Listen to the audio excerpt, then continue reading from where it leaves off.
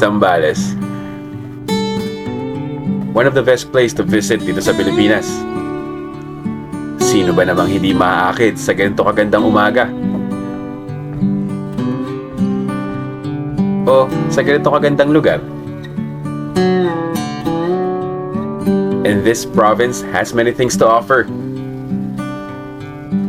Kaya, ngayong araw, samahan nyo kaming puntahan ng isa pang natatagong paraiso sa probinsyang ito. What's up sa inyo mga tropa gala? Good morning. It's me again and we're back for another video. And we're still here sa Lake Mapa Nuepe with Tres and Solent TV. Napakaganda ng umaga dito. Sobrang solid at tahimik. Tahimik. For today, samahan nyo kayo puntahan yung isang dam dito sa Zambales. So from here sa San Marcelino, babiyahe tayo ng 2 hours papunta dun sa dam. Sinuggest ni Tres na puntahan na natin today. Good na good daw doon. So yeah, isasama ko kayo. Sasama namin kayo for today para explore itong dam. And yeah, share ko lang or share lang namin yung experiences namin doon. Just in case na naghahanap kayo ng lugar na pupuntahan aside from Lake Mapa Nuepe or kung ano pa yung meron dito sa Zambales, at least maladagdag to sa Zambales bucket list nyo. So yeah, sabahan nyo kami, magpe-prepare lang kami. Siguro magpo-photo ops lang, then alis na kami. So tara, let's go. So yun, all set na.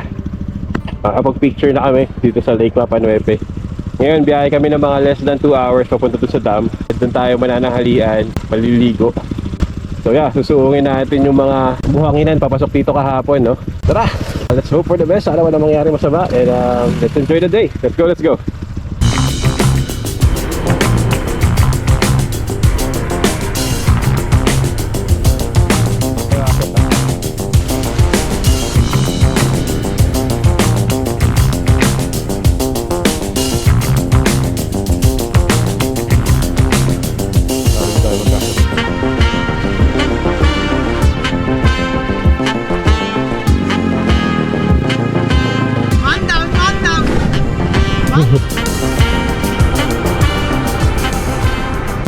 So yun mga tropa, no? We're officially out dun sa mabuhanging part ng Lake Mapa Nuepe.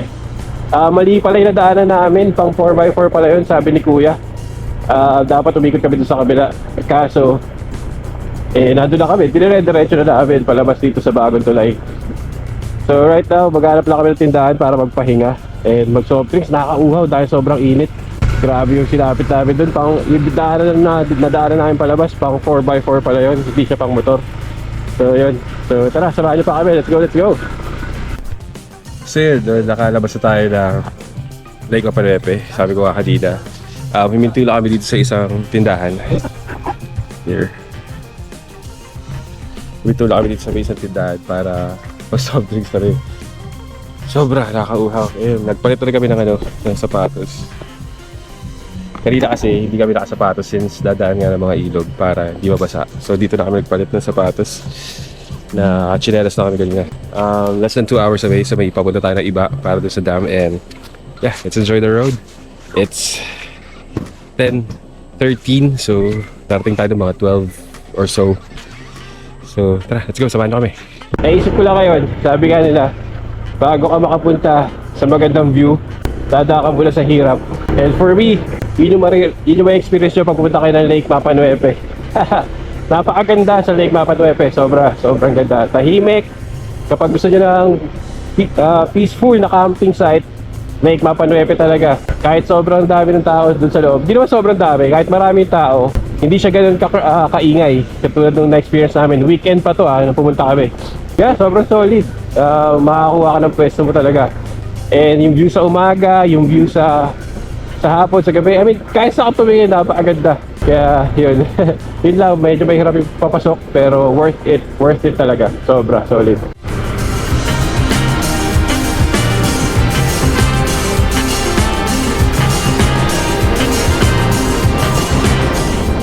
Mula sa San Marcelino ay binaybay namin ang bayan ng San Felipe. Papasok ng Cabangan, bayan ng Botolan, hanggang makarating kami sa Iba, ang capital town ng Zambales. Di na din nakapagtaka kung bakit maraming pinapatuyong palay sa daan. Gawa ng maliban sa mga gulay, mais, mangga, ay isa ang bigas sa pangunahing produkto dito.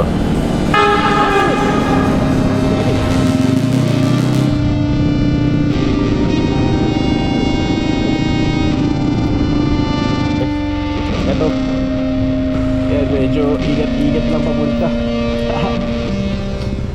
So yun, napagtanungan namin yung si kuya, yung nasa tricycle. Kasi mali pala itong nadaanan namin. Mali yung tinuturo ni Google Maps sa atin. Medyo lumagpas tayo. At sabi ni kuya, medyo malayo na daw. Yung sa Google Maps kasi tama naman, Santa Barbara Dam. Tama, kaso yung way na binibigay ni Google Maps is dito, which is mali. So ngayon, papakita namin sa inyo kung saan yung daan, kung sakaling matitripan yung puntahan din yung dam. So tara, balik lang tayo. And papakita namin, bibigay tayo ng ano, titingin ako ng palatandaan para sa inyo. So tara, akitin ulit natin itong rocky road. Woo!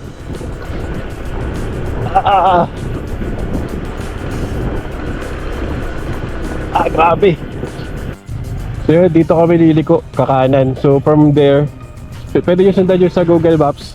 Then pag nakita nyo tong Teves Integrated Family Farm, kanan na kayo. Kasi kami dumiretso kami dito. So dapat pala kakanan. So dito tayo ngayon. Medyo rough road din yung daan dito. Pero dito ulan dun sa kabila, malalaki yung bato dito. Mas maliliit. Tsaka hindi siya ganun katagtag. Pero rough road pa rin. Pagkanan nyo dun sa Teves, nakalimutan ko lang yung basta yung resort na tinuturo. Dito kayo. Baba kayo dito. Pakaliwa. So, pagpasok nyo ng rough road, 500 meters yung may nakalagay na sign. Aabot kayo sa point na to. Huwag kayo didiretso. Kaliwa kayo pababa. So, ito na yun. Isa lang naman tong ano. Ito yung kauna-unahang left turn na pababa. Grabe, rough road talaga yung daan. Pero look at the view. Kita-kita yung mountains dito. Grabe, ganda. And it's 12:04 na at this moment. So tirik na tirik yung araw. Sigurado may enjoy natin yung tubig sa dam since malamig yung tubig doon, sabi ni Tres. So tara, konti na lang to. Medyo napalaban na naman tayo sa daan. Napalaban na naman yung motor natin, si Big. Palayan pala itong dinadaanan natin. May mga kalabaw po. Naliligo yung kalabaw. Grabe, ganda talaga ng view ng bundok, oh. Pinapayungan siya ng ulap ngayon. Dire-diretso pa, let's go. So yun mga tropa, may madadaan na kayong part na magwaway yung daan or magdadalawa yung daan. Kakaliwa lang kayo, then dire-diretso na. Though, pag may nakita kayong lokal, pwede naman kayo magtanong. Ay tuturo naman din nila. So medyo nakakalito lang na konti, pero yeah, pwede naman magtanong-tanong. So sa dulo daw nito, doon na yung dam. Medyo liblib na pala to. Mukhang tama naman ito na dahil natin kasi may mga tricycle na dito. Baka may mga nauna ng tao doon. May river crossing pala dito. So hindi natin alam kung kaya ng motor. Baka maghanap kami ng paparkingan dito. Then baka lakarin na lang namin papunta. Yun nga lang, kailangan namin maghanap ng paparkingan. Pero pala mga parking spot dito yan na nakalagay. Pwede pala dito mag-park. Ayan. Paid parking. Meron din dun sa kabila. May nakapark na kotse dun. So, titingin lang tayo ng tao kung kanina pwede mag-iwan din. Lalakarin na natin. Dito na siya sa dulo. So, lalakarin na natin mapunta ron. Kasi, medyo maputik yung papasok. Baka hindi kayanin ng motor. Sobrang nahirap to. Dinanas ni Biggs ng motor natin. So, yeah. Antay lang tayo ng tao. Park tayo dito din. Lalakad tayo mapunta ron. Let's go. So yun, nakapag-park na kami, nakapagpalit na. So lalakad natin. Ito yung dadaan na putik. So may hirapan kang motorin talaga. Kaya yun, tapos may river crossing pa.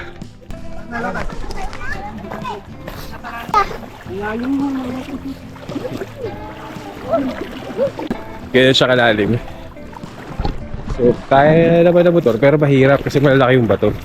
At yeah, doon 10 to 15 minutes daw yung trek papunta dun sa mismong dam ng Santa Barbara. Ito, so habang nag-trek kami, tignan nyo yung daan.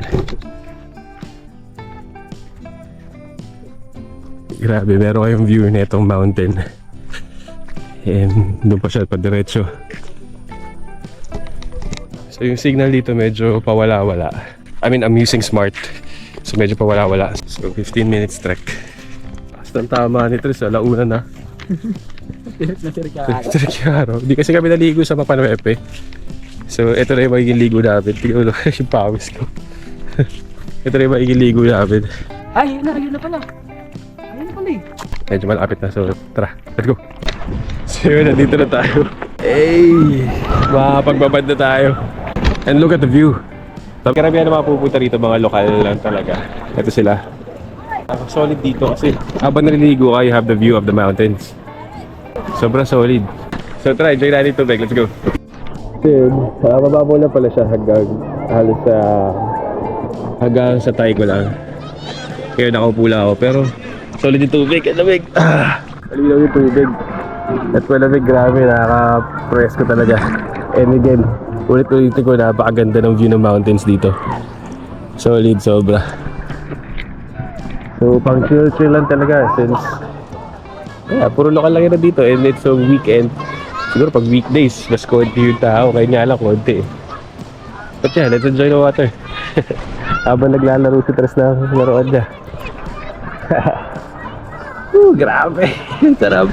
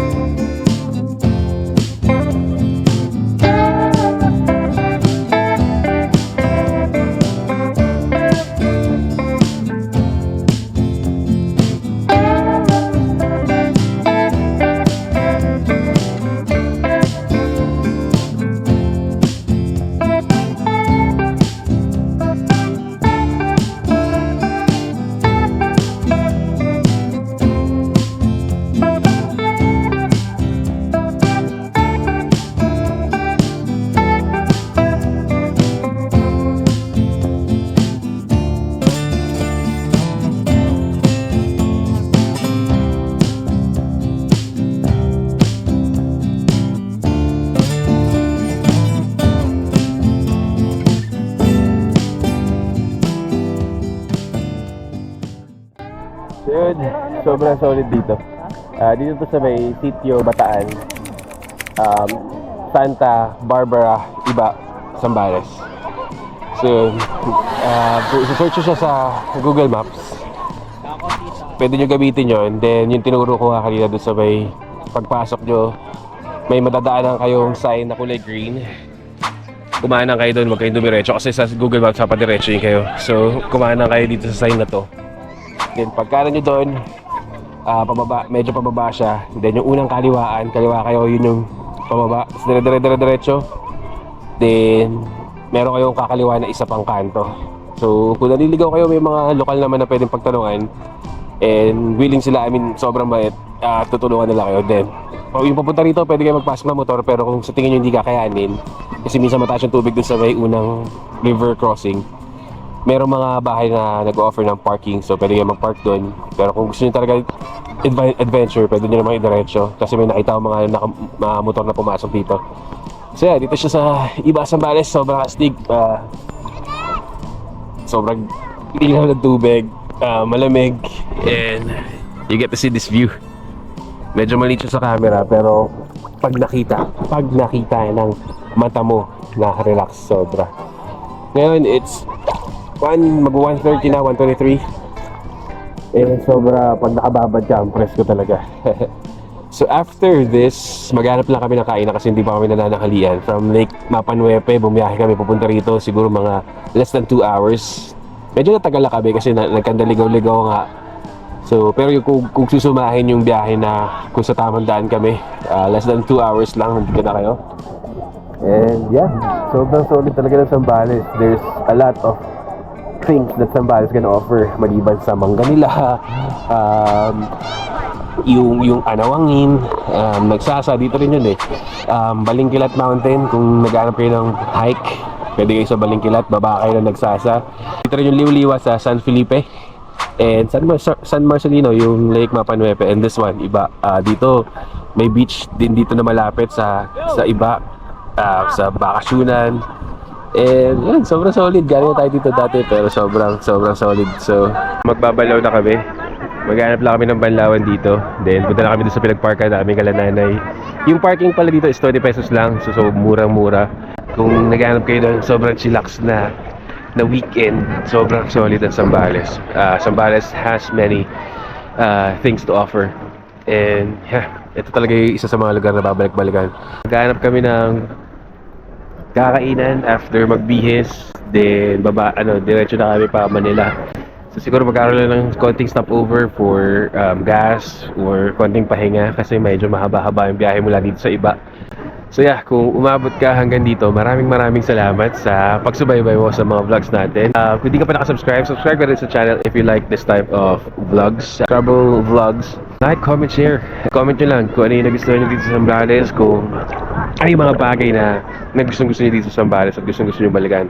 And I'll see you on the next video. Sobrang salamat RS sa mga nagmumotor. God bless and I'll see you on the next video. Thank you. Bye.